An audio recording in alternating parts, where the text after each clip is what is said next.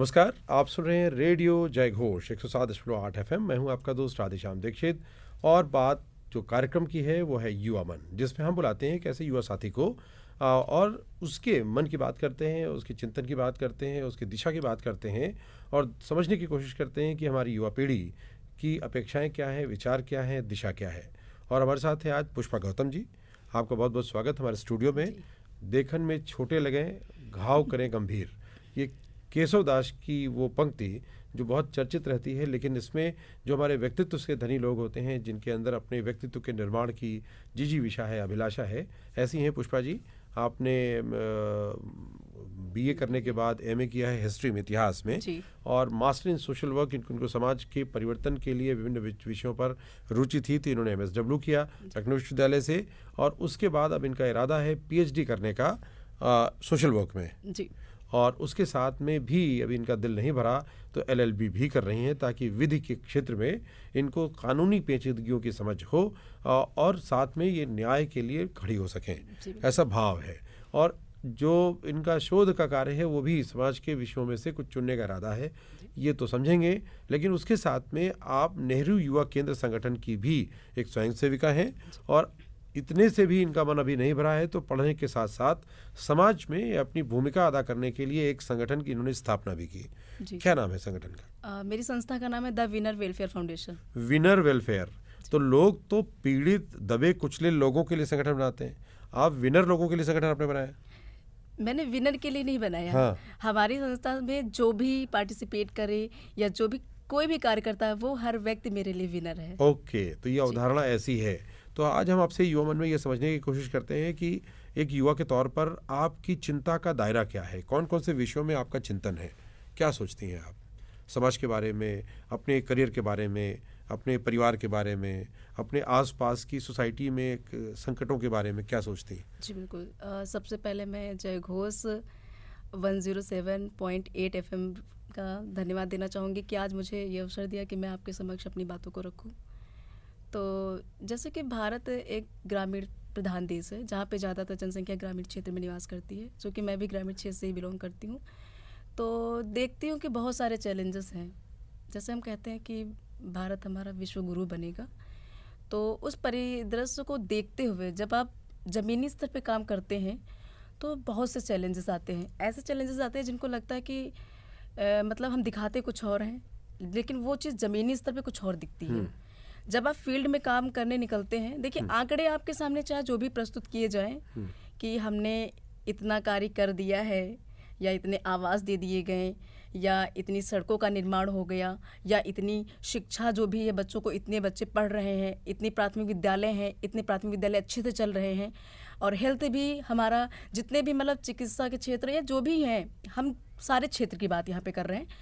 तो जब हम इस पे बैक साइड पे जाते हैं, यानी फील्ड पे उतरते हैं, तब हम देखते हैं कि रियल में क्या कार्य है। बुनियादी चुनौतियां बहुत कठिन हैं। बहुत चुनौतियां हैं, क्योंकि ग्रामीण क्षेत्र में तो बहुत ज़्यादा अवेयरनेस की भी कमी कहीं ना कहीं आ जाती है। लेकिन अभी फ़िलहाल थोड़ा बहुत इन सब चीज़ों में कमी देखी गई है, क्योंकि जहाँ तक कि बहुत से संस्था भी एक्टिव हुए हैं और कहीं ना कहीं गवर्नमेंट की पॉलिसीज़ भी हैं जो काफ़ी वर्क कर रही हैं। तो चैलेंजेस तो बहुत आते हैं, हम लोग तो फील करते हैं। आप मलिहाबाद से आती हैं। मलिहाबाद का वो क्षेत्र जो फलपट्टी क्षेत्र है, लखनऊ शहर के बीच में, यानी उत्तर प्रदेश की राजधानी में है, वहाँ बहुत से अवसर हैं लोगों के पास। क्या परिवर्तन वहाँ आया है जिस गांव से? आपका गांव कौन सा है? मेरा गांव है गढ़ी संजर खां। अच्छा, तो क्या गढ़ी संजर खां को अगर आप आधार देखें तो लखनऊ में होने के क्या लाभ उसको प्राप्त हुए, क्या परिवर्तन वहाँ आया है? गढ़ी संजर खां कितनी समस्याओं का समाधान कर पाया है? बेसिकली मैं बताऊँ तो काफ़ी अब मतलब काफ़ी डेवलप हुआ है। जैसे कि हमारा जो मलिहाबाद है वो द सिटी ऑफ मैंगो है, पूरे विश्व में आम मतलब उसके फेमस हैं। तो अब लोगों ने क्या किया है कि आम को अपना एक रोज़गार के तरीके से यूज़ कर रहे हैं। पहले लोग क्या करते थे कि खाली बस घर में खाया पिया बस, लेकिन अब क्या करते हैं वो लोग उसको एक जॉब हब की तरह यूज़ कर रहे हैं। क्योंकि देखिए जब एक आम का जैसे बगीचा कोई खरीदता है तो बगीचे की देखरेख करने के लिए किसी ना किसी को वो रखते हैं, तो उसको रोज़गार मिल रहा है। साथ ही साथ जब फसल होती है फिर वो क्योंकि एक इंसान से काम नहीं चलता, 5-6 मजदूर को वो रखते हैं और फिर उसके बाद उसको मंडी में सप्लाई करते हैं। अब चूँकि हमारे वहाँ मंडी भी बन गई है, नवीन फल मंडी बन गई है, तो उससे और अच्छा प्लेटफॉर्म मिला है। और जहाँ तक कि मेरे गांव की बात है, तो क्योंकि गांव भी हमारा इसी से ही जुड़ा हुआ, काफ़ी फल मतलब बाग बगीचे वहाँ भी हैं और काफ़ी अच्छा। अब वहाँ मेरे गांव की औरतें भी काफ़ी मतलब स्वावलंबी बन रही हैं। अब जैसे उन लोगों के अंदर जो भी एक्स्ट्रा ऑर्डिनरी चीज़ें हैं, स्किल्ड हैं, उनको वो डेवलप कर रही हैं। जैसे कि आप देख ही रहे होंगे अब हर गांव में स्वयं सहायता समूह चलते हैं। तो मेरे भी गांव में 4-5 समूह चलते हैं जो महिलाओं के हैं। जैसे घर पे बैठकर वो अपने समय का सदुपयोग करती हैं। उसमें जैसे अगरबत्ती बना दिया, मोमबत्ती बना दिया और गोबर, गाय के गोबर जो होता है उसका वो दिया बनाने का भी कार्य करती हैं। तो कहीं ना कहीं वो भी मतलब आत्मनिर्भर जागृति आई है। हाँ, तो काफ़ी मुझे लगता है परिवर्तन आया है। और अब वो लोगों को भी जागरूक करती हैं, खुद तो जुड़ी हुई है, साथ ही साथ आसपास के जो भी गांव हैं वहाँ भी लोगों को जागरूक करने का कार्य करें। तो ये बहुत डेवलप हुआ है। ऐसे गांव से आपको ये प्रेरणा कैसे मिली कि आप वहाँ से निकलकर इतनी ज़्यादा उच्च शिक्षा प्राप्त करने का भाव जागे और अभी भी वो सिलसिला बदतुर कायम है? ऐसा बाकी बेटियों के साथ क्यों नहीं हो पा रहा? सबसे पहले मैं बताना चाहूँगी, मैं बैंक ऑफ बड़ौदा में जॉब करती थी। अच्छा जी। तो वहाँ से मतलब समय ही नहीं मिल पाता था। सुबह जाती थी फिर शाम को आती थी, मतलब कहीं जाने का अवसर ही नहीं मिलता था।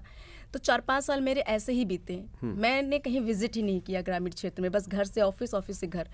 तो मैं लखनऊ विश्वविद्यालय से 2016 में मैंने मास्टर इन सोशल वर्क में इनरोल किया।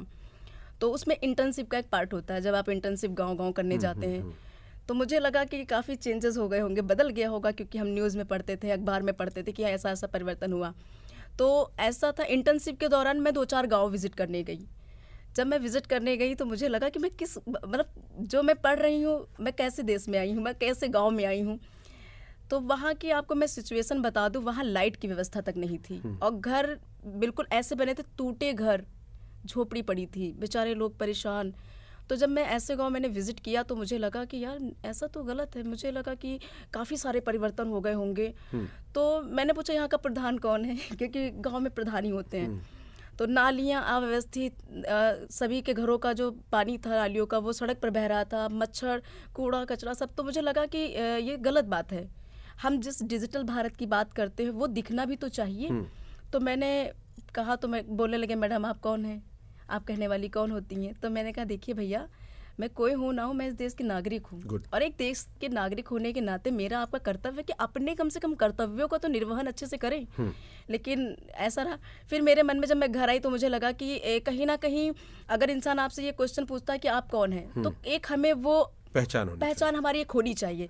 तब मेरे मन में आया कि क्यों ना हम खुद की एक संस्था बनाते हैं कि नहीं, हम अगर हम किसी को मतलब फाइनेंशियली रूप से मदद नहीं कर सकते, हम अपने ज्ञान के माध्यम से लोगों को जागरूक करने का कार्य कर सकते हैं। तो यही मन में आया। फिर 2019 में 21 फरवरी 2019 में हम लोगों ने एक संस्था बना ली, द विनर वेलफेयर फाउंडेशन, जो कि गांव में अवेयर करने का कार्य करता है। तब से ये मन में आया। और बाकी लड़कियों का, क्योंकि देखिए ग्रामीण परिवेश में ऐसा रहता है ना कि पेरेंट्स भी थोड़ा सपोर्ट कम करते हैं और ज़्यादातर लोगों के मन में चाह नहीं रहती है। क्योंकि देखिए मेरा मानना है जहाँ चाहे वहाँ राह है। अगर आप खुद से स्टैंड नहीं ले सकते अपना, तो आप कुछ नहीं कर सकते। और मुझे लगता है कि मम्मी पापा कहाँ तक की नहीं मानेंगे। आप अगर उनको अच्छे से मना सकते हैं, अच्छे से कार्य करके, कहीं वो भी प्राउड फील करते हैं कि हाँ मेरा बच्चा वहाँ जा रहा है, मेरा बच्चा अगर कदम बढ़ाएंगे तो कोई विचार करे। और ये कमी है ग्रामीण परिवेश में, मैंने देखा है कि क्योंकि मैं फील्ड में काम करती हूँ, तो मैं बहुत सी लड़कियों को चाहती हूँ कि हमारे साथ जुड़े, कार्य करें, अपनी पहचान बनाएं। लेकिन घर का दबाव उनके ऊपर रहता है और कहीं ना कहीं कुछ बहानेबाजी भी होती है कि मेरे पास संसाधनों का अभाव नहीं, कमजोरी है, व्यक्तिगत कमजोरी है, लेकिन उसको स्वीकार न कर हम एक आवरण बना लेते हैं बस कि मतलब मेरे घर वाले सपोर्ट नहीं कर रहे हैं या मुझे आगे नहीं जाने दे रहे हैं। बट मेरा मानना ये है कि अगर आप चाहें तो आप कुछ भी कर सकते हैं। आप अगर देखिए, क्योंकि बस होता नहीं, तबीयत से एक पत्थर उछालने की ज़रूरत पड़ती है, तो वो चीज़ करना चाहिए। तो मैंने यही चीज़ देखा, कहीं ना कहीं अवेयरनेस की कमी अब तो बहुत हद तक कम हुई है, लेकिन फिर भी लोग, संसाधनों का अभाव कहीं नहीं है। अब देखिए लोग पढ़ते नहीं हैं। मैंने देखा वहाँ पे बच्चे हाई स्कूल इंटर करने के बाद मम्मी पापा का रोल निभाने लगते हैं, क्योंकि घर संभालने लगते हैं। तो जब मैंने पूछा कि आप पढ़ते क्यों नहीं हो, तो बोले कि मैं फाइनेंशियली मेरी स्थिति ऐसी नहीं थी। मैं इस बात को खारिज करती हूँ। मैं नहीं मानती कि किसी की फाइनेंशियली स्थिति इतनी अच्छी नहीं है। देखिए क्या होता है, अगर आप ग्रामीण क्षेत्र में रहते हैं, अगर आप चाहें तो मजदूरी करके भी आप पढ़ाई कर सकते हैं, क्योंकि हम लोग जानते हैं इस चीज़ को। आप मिनिमम मजदूरी देखिए 300-200 तो होती ही होती है। आप 4 दिन मजदूरी करके पैसा आप जोड़ सकते हो उतना, 1 महीने में जाकर आप बढ़िया, मतलब एक गवर्नमेंट कॉलेज में ज़्यादा फीस नहीं होती है, आप पढ़ सकते हैं। लेकिन क्या है, लोगों को कुछ करना नहीं है, ठीक है, तो थोड़ा वो बहानेबाजी कर देते हैं। क्योंकि अगर जो आर्थिक रूप से कमजोर हैं उनके लिए विश्वविद्यालयों में अलग से एक प्रकोष्ठ है जिसमें जाकर आवेदन करके वो छूट भी प्राप्त कर सकते हैं। अगर वो आय अर्जित करना चाहते हैं तो आजकल अर्न विद लर्न ये कॉन्सेप्ट पर भी इनिशिएटिव चल रहे हैं। लखनऊ विश्वविद्यालय में भी 150 रुपये प्रति घंटे की जॉब न्यूनतम 2 घंटे प्रतिदिन 60 दिन तक दिए जाने का प्रावधान है। यानी वो काम करके आय अर्जित कर सकते हैं। जितने प्रोफेसर्स हैं उनसे जुड़े हुए बहुत से प्रोजेक्ट चलते हैं जिनमें विद्यार्थी जुड़ करके कुछ न कुछ आय अर्जित करके अपने घर के खर्च के साथ अपने खर्चे निकाल के भी पढ़ाई कर सकते हैं। और लाइब्रेरी में पुस्तकें हैं और अगर अच्छे इरादे से, नेक इरादे से काम करते हैं तो मददगार भी मिलते हैं, पुरानी कॉपीज भी मिल जाती हैं। तो जहाँ चाह है वहाँ राह है। बिल्कुल। अब देखिए, कई संस्थाओं को मैंने देखा है कि मतलब लोग डोनेशन का कार्य करते हैं, ऐसे लोगों को डोनेट भी करते हैं, बुक्स डोनेट कर दिया या फाइनेंशियली रूप से भी सपोर्ट करते हैं। तो मेरा बस मानना ये है, जो यूथ आजकल के बहाना बनाते हैं कि मैं अपनी आर्थिक स्थिति के कारण ऐसा नहीं कर पाया। अगर आपके अंदर चाह है, अब जॉर्ज वॉशिंगटन का ही उदाहरण देख लीजिए। मैंने इंटर में एक लेसन पढ़ा था, उनको पढ़ना था, पढ़ने के चक्कर में उन्होंने मतलब देखिए कितना स्ट्रगल किया, लोगों से लिफ्ट लिया और जिस कॉलेज में उनको एडमिशन चाहिए था वहाँ पहुँचते पहुँचते वो बिल्कुल, उनका जो लुक था एक ऐसा हो गया था जैसे एक भिखारी। मैंने पढ़ा उनके बारे में। और फिर देखिए वो जाकर उस व्यक्ति ने, समझ लीजिए, इतिहास में अपना नाम दर्ज कराया। तो मेरा मानना ये, और हमारे ही देश का एग्जाम्पल ले लीजिए, डॉक्टर APJ अब्दुल कलाम जी जैसे, वो भी आज की स्थिति में अगर हम देखें, हमारी स्थिति उनसे बहुत बेहतर है, बहुत बेहतर है। जब बेचारे उन्होंने किस स्थिति में रहकर अपनी पढ़ाई की, और देखिए देश के हमारे राष्ट्रपति बने, मिसाइल मैन बने, स्वर्णिम अक्षरों में उनका इतिहास में नाम दर्ज है। तो मेरा कहना ये है कि देखिए, एजुकेशन एक ऐसा माध्यम जिससे हम अपने समाज से लेकर हर एक क्षेत्र में परिवर्तन ला सकते हैं, और जब हम उसको ही मतलब डिले करेंगे तो कहाँ कुछ हो सकता है। ठीक बात। अब सवाल यह आता है कि जब आप एक व्यक्ति के तौर पर आप देखती थी तब अलग समस्या के नज़रिया था आपका। जब आपने संगठन बना लिया तो संगठन बोला जाता है कि जिसमें आप लोगों को संगठित करके समाधान करते हैं। तो अभी आप कितना संगठित कर पाई हैं और परिणाम कैसे बदल पा रहे हैं, कोई उदाहरण के साथ समझाने की कोशिश करें। सबसे पहले तो देखिए, मैंने देखा है कि कुछ लोग, जैसे बहुत से लोग होते हैं पढ़ाई में अच्छे नहीं होते हैं, तो मेरा मानना ये है जो जिसमें परफेक्ट हो उसे उस लाइन में गाइडेंस देनी चाहिए। तो हमारे ग्रामीण परिवेश में बहुत से बच्चे ऐसे हैं जो खेलने में बहुत अच्छे हैं। तो हम लोगों ने अपने संस्था के माध्यम से जब भी हम कोई इवेंट कराते तो 1000-1500 बच्चा आ जाता है। जी, ये बहुत बड़ी सामर्थ्य है और ये बहुत बड़ा परिवर्तन की बात है। 1000-1500, क्योंकि सरकार के अलग अलग विभागों के जो नुमाइंदे हैं उनका ये कहना होता है कि हम किसानों के बीच में जाते हैं तो किसान नहीं आते हैं, महिलाओं के बीच में जाते हैं, महिलाओं के जो समूह हैं तो महिलाएं घर से निकल कर नहीं आती हैं। ये उनके लिए चुनौती है। और आप उसी क्षेत्र में जब आप इनिशिएटिव लेती हैं तो 1500 युवा आ जाता है आराम से सर। और जबकि आप ये सोचिए, मैं सिर्फ एक मैसेज करती हूँ, हम लोगों ने एक व्हाट्सएप ग्रुप बना के रखा है, कभी भी जैसे आप कभी कोई भी इवेंट होता है तो हम लोग उसी पे पर्टिकुलर सारी जानकारी देते हैं। तो वो बच्चे, आप ये समझ लीजिए 1000-1500 ऐसे ही आ जाता है। ये बहुत बड़ी शक्ति है। तो ये जो लोग आते हैं, इनकी चुनौतियां, महत्वपूर्ण चुनौतियां क्या है आज के समय में, आपको क्या नजर आता है? सबसे ज़्यादा उनको प्रॉब्लम बस फाइनेंशियली रहती है कि वो बच्चे कहते हैं मैम हम लोग मतलब आगे बढ़ना चाहते हैं, बस यही फाइनेंशियली प्रॉब्लम आती है। तो मेरा मानना ये है कि मेरे से जितना हो सकेगा, जैसे भी मैं ग्रामीण क्षेत्र पे प्रतियोगिताएं करा देती हूँ, स्पोर्ट का करा देती हूँ और ब्लॉक लेवल पे भी करा देती हूँ, और इसके अलावा डिस्ट्रिक्ट लेवल पे भी करा देते हैं। तो अभी हम लोगों का आगे का प्लान है कि कोऑर्डिनेट करके स्टेट का या उसके आगे का भी बढ़ाया जाए। साथ ही साथ जैसे बहुत से बच्चे हैं, बहुत नृत्य अच्छा करते हैं, गायन का कार्यक्रम अच्छा करते हैं, बहुत बोलते अच्छा है, अच्छा वक्तव्य करते हैं। तो यानी जिसका जो फील्ड होता है, हम लोग हेजिटेशन जो होती है उसको निकालने का भी कार्य करते हैं। ये कैसे करते हैं? उनको प्लेटफॉर्म देते हैं। जब संवाद के सिलसिले शुरू करते हैं, संवाद पहले तो उनके बारे में ही पूछ लेते कि आपका मतलब जो रुचि है किस में है, क्योंकि पहले उनकी इच्छा जाननी मेरे हिसाब से ज़्यादा ज़रूरी होती है। फिर अपने बारे में भी हम लोग बताते हैं। जैसे कभी कभी क्या होता है, बच्चे किसी के सामने खड़े होने में बहुत हेजिटेट महसूस करते हैं, लेकिन मैं उनको कॉन्फिडेंट देती हूँ कि आप बहुत अच्छा बोल रहे हो, ताकि जो है वो आगे आए। जैसे आपने अभी एग्जाम्पल देखा होगा, जब बच्चे आए थे उन्होंने सांस्कृतिक प्रोग्राम में नृत्य किया था, तो वो बच्चे सिर्फ एक दिन की तैयारी में किए थे। यानी स्किल उनके अंदर है जी, उसको तराशने की जरूरत है। और हम लोगों के पास थोड़ा संसाधनों का अभाव ये हो जाता है कि हम लोग फाइनेंशियली रूप से उतना मदद नहीं कर पाते लोगों की। एक बड़ा सवाल ये खड़ा होता है कि आजकल जो सीनियर सिटीजन हैं या फैमिली में जो बड़े लोग हैं उनका ये प्रश्न रहता है कि आज की युवा पीढ़ी वो दिग्भ्रमित है या भटक रही है या जो हमारे परिवार के समाज के विषय हैं उनसे उनका कम सरोकार है। क्या आप इससे इत्तेफाक रखती हैं? ये तो बात आप सत्य कह रहे हैं, मैं इससे इत्तेफाक रखती हूँ, क्योंकि आजकल की पीढ़ी में मैंने देखा है कि लोग फ़ोन में ही इतना बिजी हो गए, फ़ोन को अपनी दुनिया मान बैठे हैं।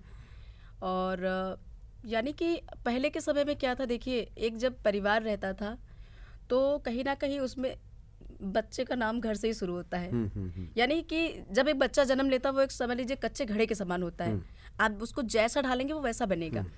तो जैसे बड़े बुजुर्ग घर में होते हैं तो काफ़ी अच्छा गाइडेंस करते हैं वो, क्योंकि वो अपने समय के हिसाब से सारी चीज़ें बताते हैं कि आपको कैसे रहना है, कैसे नहीं रहना है, तौर तरीके बताते हैं। अब आजकल के बच्चे नहीं बड़े बुजुर्गों की बात मानते, उनको उतना महत्व नहीं देते। हालांकि सभी ऐसे नहीं हैं, कुछ हद तक हैं, लेकिन परिवार का खंडन आज हो रहा है। उससे नुकसान हुआ है, बहुत नुकसान, समझ का भी नुकसान हुआ है, रिश्तों का भी नुकसान। बिल्कुल, रिश्तों का भी नुकसान। अब देखिए किसी की शादी हो जाती है एक घर में तो वो अपनी फैमिली अलग बना लेते हैं, वो अपनी फैमिली अलग बना लेते हैं।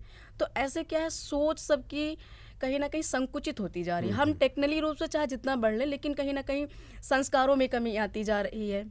तो काफ़ी सारी चीज़ें बदल रही हैं मेरे हिसाब से। लेकिन मेरा मानना है कि जो बुजुर्ग हैं इनका थोड़ा आप मतलब राय परामर्श लेना आवश्यक है, क्योंकि उन्होंने जो वो समय उनके समय का था, दौर था, काफ़ी अच्छा दौर था उन लोगों का। आप देख सकते होंगे इन्वायरमेंट कितना बढ़िया आप लोगों के दादा के समय का रहा होगा, बताते होंगे काफ़ी अच्छी बातें। और व्यक्ति कितना मतलब पॉजिटिव रहता था। अगर किसी एक के वहाँ कोई अच्छी बुरी बात होती थी तो सभी संगठित होकर काम करते थे। लेकिन आजकल किसी के वहाँ मुझे लगता है कोई संकट पड़ता है, कोई जाता ही नहीं होगा देखने, कोई नहीं जाता। कोई नहीं। तो अब यहाँ से एक दूसरा सवाल आता है कि जो विशेषज्ञ बताते हैं कि जो छोटी छोटी पहल करने वाले स्टार्टअप हैं वो 90 से 95% असफल हो रहे हैं सब कुछ करने के बाद। क्या ये मूल कारण यही छिपा हुआ है कि ये समझ का जो विकास है, जो बहुमुखी प्रतिभा का जो निर्माण है वो नहीं हो पा रहा है, इसलिए कहीं ना कहीं वो अनुभव की कमी, मार्गदर्शन की कमी, किसी विशेष परिस्थिति में फंसने पर सहयोग की कमी होने के कारण लोग असफल हो रहे हैं? स्टार्टअप की बात आप कर रहे हैं तो मैं बताना चाहूँगी आप इसमें कई कारण इसके मतलब जिम्मेदार हैं। पहला तो देखिए, स्टार्टअप स्टार्ट करने के लिए फाइनेंशियली रूप से तो स्ट्रांग होना ही ज़रूरी है, क्योंकि कोई भी अगर आप व्यवसाय शुरू करेंगे तो उसके लिए पैसा बहुत मायने रखता है। और जैसे कि हमारे वहाँ कई लोगों ने स्टार्ट भी किया, काफ़ी सारा पैसा लगा भी दिया, कई छोटे छोटे बिजनेस शुरू किए। जैसे कि मैं आपको बताती हूँ, स्वयं सहायता समूह में जो महिलाएं जुड़ी थीं उन लोगों ने अगरबत्ती का व्यवसाय शुरू किया, काफ़ी बढ़िया चला। लेकिन एक मार्केट में ऑलरेडी बहुत सारी कंपटीशन इतना ज़्यादा है कि वो अगरबत्ती कुछ बिकी, ऐसा नहीं कि बिकी भी नहीं बिकी, लेकिन एक होता है ना ब्रांड का फ़र्क पड़ जाता है कि मार्केट में आज इतने ब्रांड आ चुके हैं कि लोग उनको थोड़ा कम महत्व देते हैं। तो पहली तो ये समस्या है। दूसरी समस्या फाइनेंशियली, अगर लोग अपना स्टार्टअप करें भी तो करें कैसे, क्योंकि उनके पास तो इनकम का कोई सोर्स भी नहीं होता जो स्टार्टअप करना चाहते हैं। और फिर अगर आप बैंक से लोन लेने के लिए बात करते हैं तो देखिए उसका कितना लंबा प्रोसेस होता है, बहुत मुश्किल से हो पाता है। क्योंकि जैसे होता है हमारे वहाँ कि जो बीज के बिचौलिए होते हैं वो प्रभावित करते हैं। क्योंकि मैंने 2-4 केस ऐसे देखे हैं जहाँ पे मेरे पास ही मदद के लिए आए थे कि जो बैंक के मैनेजर थे उन लोगों से 20-25 हज़ार रुपये ले लिए। सोचे 50 हज़ार के लोन में 20 हज़ार रुपये उन्होंने ले लिए, अब 30 हज़ार में बंदा क्या स्टार्ट करेगा। तो ये नहीं होना चाहिए। और तीसरा जो है थोड़ा ज्ञान की कमी। हम मुझे लगता है वो बिजनेस आप वही कीजिए जिसकी आपको अच्छे से जानकारी, ये भी कमी है। और दूसरा कहीं ना कहीं सहयोग, संगठन की कमी भी आ जाती है कि हमारे पास टीम उतनी अच्छी नहीं है। और आजकल के लोग, मैं आपको बता दूं, वो फ्री कुछ नहीं करना चाहते। अगर आपका सहयोग भी है, अगर वो करने के लिए सोचेंगे तभी भी वो सोचेंगे कि मुझे क्या मिलेगा, पहला क्वेश्चन उनका होता है, स्वार्थ ज्यादा। हाँ, तो मतलब व्यक्ति थोड़ा लालची भी होता जा रहा है। चलिए, तो इस लालची व्यक्ति के भरोसे 2047 का भारत का निर्माण कैसे होगा, ये बड़ी चुनौती है। और इस संबंध में क्या सोचती हैं पुष्पा गौतम जी, जो कि नेहरू युवा केंद्र संगठन की आप जो स्वयं सेविका भी हैं, साथ में आपने अपनी एक संस्था भी बनाई, आपने बीए किया, बीएड किया, एमए किया, एमएसडब्ल्यू किया, उसके बाद एलएलबी कर रही हैं और अब आप साथ में पीएचडी करने का आपका इरादा है। तो इतने बड़े लक्ष्य की तरफ जाने का मकसद क्या है? क्या कुछ पर बदलना चाहती हैं आप समाज में, ये सब बात करेंगे लेकिन एक छोटे से अंतराल के बाद।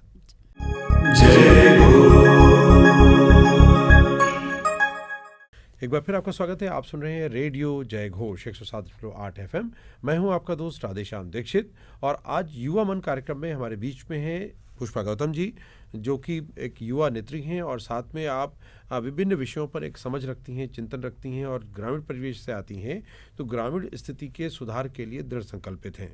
पुष्पा जी, 2047 का जो भारत है उसके निर्माण के लिए इतनी समस्याओं में उलझा हुआ युवा, इतनी अव्यवस्था का शिकार गांव कैसे भागीदारी करेगा? इसके लिए देखिए, हमें सबसे पहले तो एक प्रोजेक्ट टाइप का बनाना चाहिए, जैसे मैन्युफैक्चरिंग हो गया। तो देखिए, जब हम एक अच्छा सा प्रोजेक्ट या कुछ बना के तैयार करेंगे, खाली कह देने से कि भारत हमारा विश्व गुरु बन जाएगा तो संभव नहीं है, क्योंकि ग्राउंड पे जाकर कार्य करने की आवश्यकता है। तो सबसे पहले देखिए, ग्रामीण परिवेश में जो समस्याएं आ रही हैं, चाहे वो डेवलपमेंट की बात हो, चाहे वो एजुकेशन सिस्टम की बात हो, चाहे वो इकोनॉमिकल प्रॉब्लम हो, जितनी भी प्रॉब्लम्स हैं, इन किस तरह से ये आ रही हैं, इनको जानने की आवश्यकता है और इनका समाधान करने की बहुत ही ज़रूरत है, क्योंकि हमारा भारत एक ग्रामीण क्षेत्र का है और ज़्यादातर जनसंख्या ग्रामीण क्षेत्रों से ही रहती है। तो कुपोषण की समस्या, हेल्थ की समस्या ज़्यादातर देखा होगा आपने, रिपोर्ट आती है तो ग्रामीण क्षेत्र के ही लोग ग्रसित पाए जाते हैं, क्योंकि हॉस्पिटल्स की उतनी सुविधा नहीं है हमारे देश में। तो सबसे पहली बात तो देखिए, जब इंसान व्यक्ति जो है मतलब हेल्थ से बढ़िया रहेगा, स्वस्थ रहेगा, तभी जाकर वो आगे की कुछ सोच सकता है, क्योंकि स्वस्थ मस्तिष्क में ही सारी बातें छिपी होती हैं। तो इसके लिए ज़रूरी सबसे पहले तो हेल्थ पर ध्यान देना, हेल्थ पे ध्यान देने की बहुत आवश्यकता है। देखने की ज़रूरत है कि कहाँ पे हॉस्पिटल्स की कमी है, कहाँ पे चिकित्सालय की कमी है, तो ये बनाने की बहुत ज़रूरत है। दूसरी चीज़, ग्रामीण परिवेश में शिक्षा का जो स्तर है, ग्रामीण नहीं बल्कि पूरे भारत की मैं बात करना चाहती हूँ कि शिक्षा के सिस्टम को सुधारने की बहुत ज़रूरत है। हम प्राथमिक ये बहुत महत्वपूर्ण बात है जो पुष्पा जी बात कर रही हैं, क्योंकि शिक्षा डिग्री लेना शिक्षा नहीं है। शिक्षा जो विषय है उसमें आपकी क्षमता का विस्तार शिक्षा है। तो एक है कि साक्षरता, तो वहाँ तो ये है कि अक्षर ज्ञान हो गया तो साक्षरता हो गई, लेकिन शिक्षा प्राप्त हुई तो जिस विषय पे शिक्षा प्राप्त हुई है उसमें एक विस्तार हो, आपके विवेक का स्तर अच्छा हो, निर्णय निर्माण की क्षमता हो, उस पर चिंतन और तर्क रखने की क्षमता का विकास हो, तो ये शिक्षा है। और इसकी कमी तो वास्तव में बहुत बड़े पैमाने पर है और इसमें सुधार की आवश्यकता है। पुष्पा जी, आपका ड्रीम क्या है? आपने कहा PhD करेंगी, वो भी किसी देश के नामी ग्रामी संस्थान से, जहाँ से आपको अच्छे प्रोफेसर से संवाद का मौका मिले, आपको अच्छी शिक्षा प्राप्त हो। ये चिंतन की आवश्यकता क्यों है? क्या लगता है आपको, ऐसा क्या लक्ष्य है आपका? मैं कुछ अपने विचारों को साझा करना चाहती हूँ। देखिए, मैं आपको बताऊँ, मतलब मेरा इतना पढ़ने का रीज़न क्या है, जैसे जब आप ग्राउंड पे उतरते हैं तो मुझे लगता है कानून की जानकारी आपको सबसे पहले होनी चाहिए। इसलिए LLB कर रही हैं? जी। मैंने देखा बहुत से लोगों को, मतलब प्रशासनिक के लोग ही बेवकूफ़ बना देते हैं। अब जैसे बहुत से जो मतलब तानाशाही वाले लोग होते हैं या थोड़े दबंग टाइप के होते हैं, थानों में उनकी सुनवाई बहुत ज़्यादा होती है। बेचारा गरीब आदमी जाता है, उसकी रिपोर्ट तक की दर्ज करने में बड़े मतलब मशक्कत करनी पड़ती है। तो मुझे लगा कि लोगों को इन सब चीज़ों के बारे में जानकारी देनी चाहिए कि आपके क्या क्या अधिकार हैं, लेकिन उससे पहले आपको भी पता होना चाहिए कि क्या आपके अधिकार हैं, तभी तो हम अवेयर कर सकते हैं। तो जैसे बहुत से लोग FIR दर्ज कराने जाते हैं, उनको ये नहीं पता कि अगर आपकी FIR थाने में दर्ज नहीं हो सकती तो आप मजिस्ट्रेट के पास डायरेक्ट जाकर आप जा सकते हैं। तो जैसे यही बातें लगी कि मतलब जब बहुत से केस मैंने देखे हैं, क्योंकि वहाँ आए दिन केस ही हुआ करते हैं, बेचारे बहुत परेशान रहते हैं। तो मुझे बहुत ही मतलब वो होता है कि अफसोस होता है कि ऐसा क्यों है, ऐसा नहीं होना चाहिए। अगर हम आज दुनिया चांद पे पहुंच गई है, लेकिन हम जो न्यायिक व्यवस्था है या जो भी व्यवस्था है उनमें क्यों लचीले बन रहे हैं? जो वो ऐसे होते हैं दबंग टाइप के, उनकी सुनवाई क्यों होती है थाने में? क्योंकि वो पैसे वाले हैं। कानून तो सबके लिए बराबर है। तो आप अपनी उच्च शिक्षा प्राप्त करने की इच्छा इसलिए है और लगातार आप इस यात्रा में शामिल हैं ताकि हर जगह आप एक प्रॉस्पेरिटी ला सकें, एक बराबरी ला सकें और सबको समान अवसर दिलवा सकें, और जो अंडर प्रिविलेज्ड हैं, दबे कुचले लोग हैं, उनको सशक्त आप कर सकें। ये आपका लक्ष्य है। बिल्कुल। तो ईश्वर से कामना है कि आपकी ये इच्छा जल्दी पूरी ही हो रही है, आप आगे बढ़ रही हैं। और जब ऐसे ग्रामीण परिवेश से आने वाली जो बेटियां हैं, महिलाएं हैं, वो नेतृत्वकर्ता बनेंगी जिनके अंदर एम्पैथी है, यानी संवेदनशीलता है, दूसरे के दर्द से अपना दर्द जुड़ता है।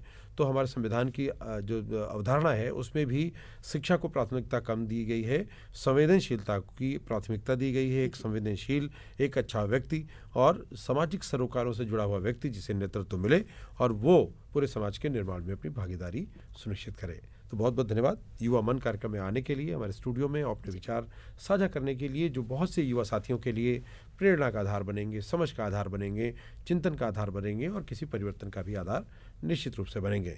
तो अगर आप सुन रहे हैं और आप फीडबैक देना चाहते हैं तो आप इस वीडियो के नीचे पोस्ट कर सकते हैं, और आप रेडियो पे सुन रहे हैं तो आप हमें लिख कर भेज सकते हैं अपना फीडबैक। रेडियो जय घोष, संगीत नाटक अकादमी परिसर, विपिन खंड 1, गोमती नगर, लखनऊ, लोहिया पथ।